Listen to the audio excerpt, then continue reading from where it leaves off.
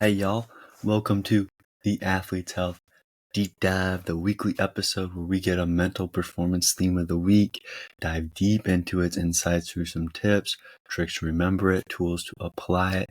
And the goal here is to just bring more value to the audience, the athletes, the coaches, the parents, anyone learning, wanting to get a glimpse into some of the themes and topics surrounding mental performance in these longer conversations and what some conversations can look like and some potential conversations can look like in our group mental performance coaching at the Athlete's Health community here. Now, ultimately, we aim to help you out, get you using these tricks, adding these tools to your tool belt, your bag, and up your mental performance. At the end, maybe you are more intrigued to check out some of our coaching services. Now, each week we have a theme, and this week's theme is the power of routine, and specifically routine in building confidence. Now, before we dive deep into this, I have a quick little kind of story just to talk about this in a little sense here. But really think about the last time you felt truly confidence in your performance on the field, on the court, on the mat. Maybe it's at work too, the work setting. If it's sports or everyday life, it doesn't matter. What did that confidence feel like? For many of us, it's rooted in familiar comfort. Like we know exactly what we're going to do, what to expect, because we've done it before. Now, the question is, what got us there? And that one word, I have one word for it, is routine. Routine is not just about the repetitions we're doing, but it's a very, very powerful foundation for building that unwavering confidence, that we just have, right?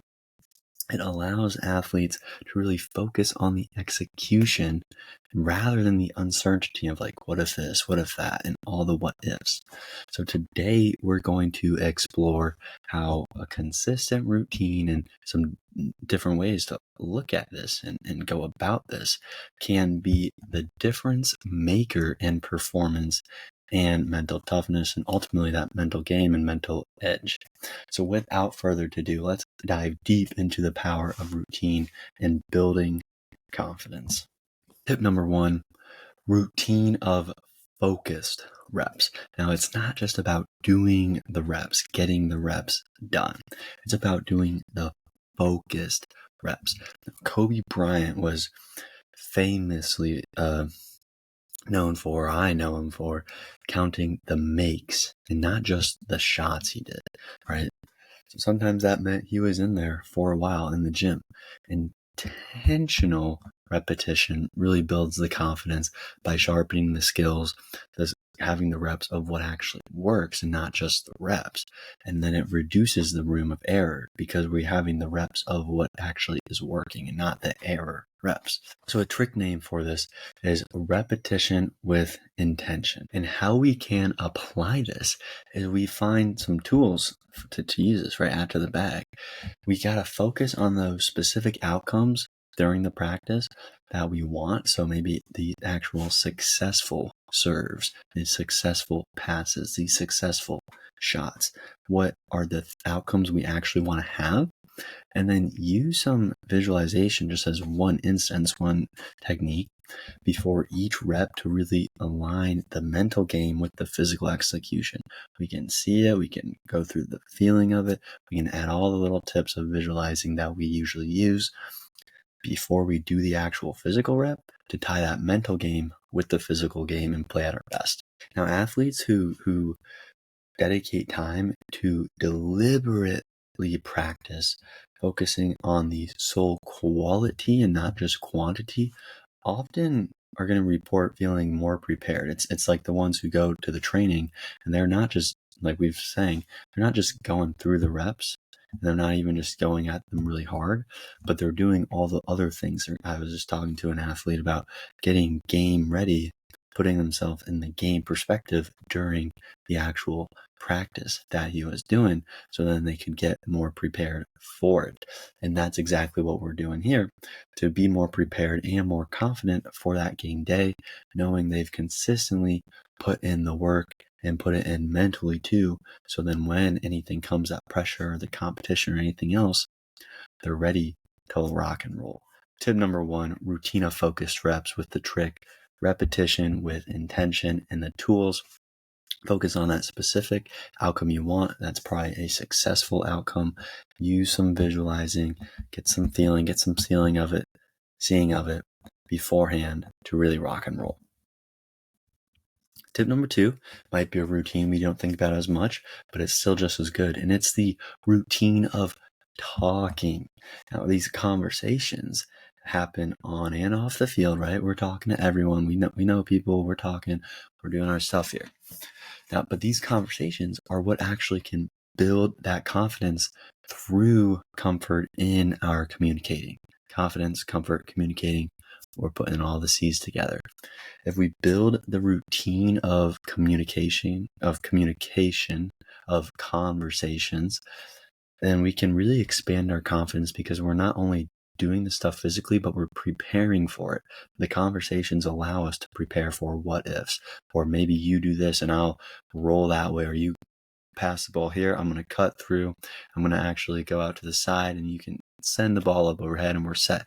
All these little types of conversations to really bring the confidence in not just the game, but in the social and professional settings too, because that example was for in game, but then these conversations translate into the real world of not just sports and the business side of sports and of life as well. A trick here is confidence in connection. Just think about that, confidence in connection. Tools is we set a daily goal to initiate 3 conversations a day.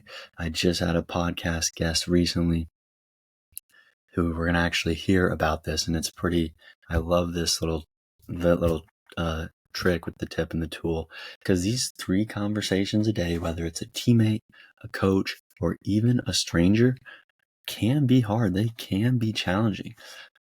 And to build off of that even just a little bit more, we can practice giving some compliments in these to the people that we interact with, or build some positive communication habits. And who doesn't like a compliment, right? If it is a stranger, that's a great way to start the talk. But the reason for this is because these conversations, these connections ultimately build our confidence. If you're thinking, dude, I don't want to talk to someone, or I can't talk to someone, this is getting us ready for any of those harder times and building a routine. Because if we can get through the hard thing of talking to a random person or talking to someone else, all of a sudden that hard thing in the game when we're actually performing isn't as hard, because we've been pushing through some harder stuff.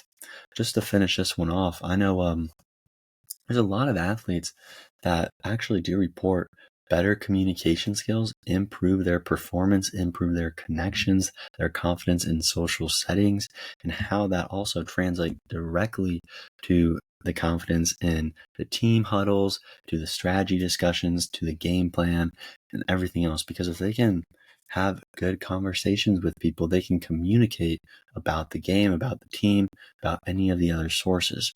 And that is ultimately why tip number 2 of the routine of talking, with the trick of a confidence in connection and the tools of try to have 3 conversations a day and give a compliment as one of them, can really set us apart in our routines, and specifically the routines to build the confidence. Hey, thanks again for tuning into the Athlete's Health Podcast.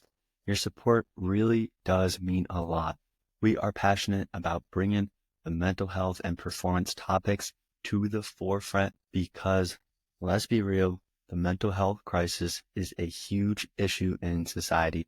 Now, if you're enjoying the show, it would mean the world to us if you could just give it a 5-star review and share it with anyone who might benefit this message.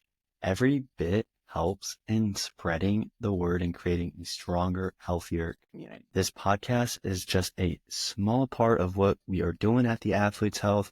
We work directly with teams, coaches, and individual athletes even to help them unlock their full mental performance and ultimately overall performance. Now, whether that's getting the competitive edge, breaking through mental blocks, or just leveling up in the mental gym, we're trying to cover it all with people. So thank you for listening and supporting our mission. Now let's get right back to the show. Tip number 3 is going to be routine of the screen. Because, you're seeing that you're listening to this or watching this on a screen. So why not make a screen which is a part of our day-to-day lives, confidence building, instead of whatever else the screen is doing. So instead of scrolling mindlessly on the phone or on whatever screen we're on, we could shift that focus of the content that we're looking at to really align with our goals. Maybe it's a motivational video, maybe it's game highlights, maybe it's a skill building tutorial. But if we're getting distracted on all the entertainment pieces, we can easily get distracted on those rabbit holes of how to make us better. And that's why this is such an important routine. We have the trick name of screen with purpose. Sometimes we also think about screen as like screening things are going to be good, they're going to be bad. Screen with purpose. Tools here, add to your bag. Just have 15 minutes of screen time a day. Go to your phone right now, check the screen time in the settings. I promise you it's more than 15 minutes. Go to your social medias. Are you spending more than 15 minutes on social medias? If it's more than 30, just cut that in at most half, give yourself 15 minutes of screen time a day on education, motivational stuff related to your sport, to whatever your performance bout is in. Even if it's life, you can learn more presentation skills, you can learn more communication skills. Tip number 2.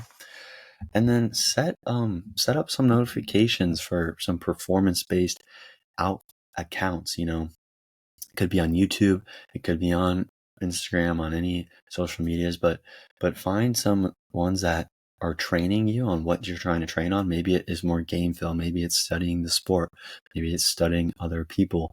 Whatever the case is, you can get some notifications to ding, they upload a video.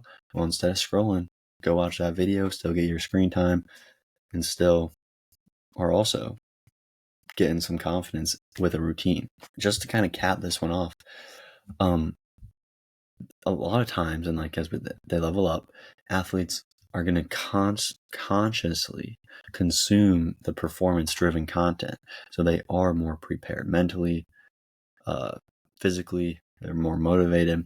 Whatever the case is, they can really kind of improve that confidence for their competitions. I often tell some of the athletes I work with, I'm like, hey, if you're going to be watching that football game anyways, study the person who's playing your position. If it's DN, study that guy up. Watch what he's doing, how he's reading the backfield, how he's watching the quarterback, when he's actually rushing, when he's pulling out. And all of a sudden, the screen time of just sitting around watching the game, which is awesome, right? It's good to do, turns into a little bit of a learning experience. That's why tip number 3 is routine of the screen, with the trick name screen with purpose, and some tools, just 15 minutes of screen time to educate or motivate, and then set some notifications if you want them. Tip number 4, solo, duo, team routines. That was 3 there, and we're going to kind of go into them. But confidence can be built individually, through partnerships and team levels, with each one having unique routines. And that's kind of the big piece of this part. Solo routines are more so about our personal preparation. Duos really can kind of help with accountability. And then the team can work together to really just get that whole collective confidence, to what I always like to say, have more fun while winning. Get more winning, get more fun. That's why this trick is the levels of routine. And it's just exactly what I said. Think about these tools, throw them in your bag. But solo is create a personal warm-up routine, all right? Something that's, maybe it includes stretching, visualization, music. Maybe it's a little bit of isolating before the game, just to get in your zone. That's a solo one, and we can always talk more about these topics. Duo is establish a regular check-in routine with a training partner, with a teammate, to review progress and set new goals, right? Maybe it's an accountability friend, maybe it is a mentor, someone a little farther up who's done what you're doing, and they see kind of the potential in you, the drive, and they want to help you out, whatever the case is. And lastly, the team. Your coach probably has some stuff already set. Dive deeper into it. just be more involved in it. Maybe also, if you have some ideas, bring them up to the coach. Everyone loves when that camaraderie is happening and more people are providing just solutions to help the team out. So that's just another great option. But building these routines at all levels can really create the foundation for individuals feeling prepared, and not just personally, right, but also dynamically through those small teams, the larger groups. You can talk to any athlete basically, and every one or coach that I talk to says, yeah, each person, and you can think about this, and even not even in sports performance, but just in all around performance, each person does some stuff slightly differently. Then they kind of have their cliques, right, that they hang out with. And think about this in your life too, that they're hanging out with and they kind of help each other out. They do the things that they like to do. And then all together, they have the team or the organization, the big clique that kind of rolls around together and that all have the same goal. So you can almost think about 3 circles, a circle inside a circle inside a circle. And that is ultimately tip number 4, solo, duo, team routines. The trick, levels of routines, circles inside of circles, something for solo, something for duo, something for team. And tip number 5 is simplify for success. I know I've kind of gone through a lot of different things here, but ultimately, if you need to listen back one more time or whatever the case is, it's not too much, but I want to make it even simpler. And it's kind of like breaking down a Rubik's Cube or a chess, because I know a lot of people think chess is complex, and it is, it definitely is, into very simple parts. Routines really simplify the preparation for the big moments because we're so used to what we're doing, and they ultimately help athletes focus on executing the basics that they really need, because everything comes back to those basics under that pressure. Trick here is routine rules. This means play on words. Routine rules, like rules we have for routines, and routines rule. Kind of think about flopping that S. But the tools here are break those bigger tasks, maybe it's bigger goals, into smaller, repeatable routines. Things you're going to do before every performance bout that you do. Maybe you switch it up a little bit. But when we break them down smaller and smaller, they help make the stuff more manageable. And secondly, use a checklist if you need, especially if we're starting this off, to get that game day preparation so we don't forget anything. So then we can make sure and ensure that we have that consistency and ultimately reduce that stress. I know almost all of the successful athletes I talk to, they simplify the complex tasks. Traveling, pre-game, they're doing the same thing, even though it's a different place, it's a different bus, it's whatever. They have the same little simple routines that work for them, and they say that has helped them. It helps them feeling less pressure in those high stake moments in the game because they're just prepared the same way. It makes the situation feel routine and not overwhelming. And I want to just tie this right back to our Rubik's Cube or chess game. Ultimately, people see a Rubik's Cube. I should have had one. Rubik's Cube, and they think of it so complex, but ultimately, it's just a few blocks, block on top of block. And it's really not that complex. It's just 9, 9, 9, not even 9, because the middle one isn't actually even there. So it's not a lot of blocks actually to solve, and it's not too complex. Same thing with chess. A lot of different pieces, right? And we think, oh, I don't know how to play this or do that or whatnot. If we sit down and learn it for just a little bit, it's really not that complex. These pieces do that pieces do that. And ultimately, that's why we have our checklist. If we need a step-by-step guide to solve one of these or to figure out the moves to do on chess, we can have those for a little bit. And ultimately, we don't need that checklist. And that is why tip number 5, simplify for success, with the trick name routine rules, and the tools break the smaller tasks into the bigger tasks into smaller ones, so then it can be repeated and more manageable, and ultimately a checklist if you need it. So then ultimately you can solve it, and I should know how to do this, but then break it down into the consistent ones, and then eventually you probably don't need the checklist. So let me just solve this super fast. Wow, that took way longer than expected. I haven't solved one of those for a while. But I want to recap this. We covered 5 key tips and tricks and tools to build confidence through routines. Let's knock them out one last time just so we don't forget any of them. Number 1 was routine of focused reps. We had the repetition with intention, deliberate reps, those reps that count, build the skills and confidence. Tip number 2, routine of talking, confidence in connection, build communication skills, boost confidence everywhere, relates to the other. Number 3, routine of the screen. Screen with a purpose, all right? Purposeful screen time aligns learning with goals. We can make that screen time beneficial. Tip 4, solo, duo, and team routines. The levels of routine. Build the routines at different levels to have that comprehensive confidence. And lastly, tip number 5, simplify for success. Routine rules. Routines rule. Break complex tasks into simple routines makes the big moments manageable. Now, this is all for today's deep dive episode, the power of routine and building confidence. But remember, it's not just what you do, but how consistently you do it and how confident you feel. And that ultimately shapes the confidence. Talk more about this in our guest episode. But see you next week on the Athlete's Health Deep Dive.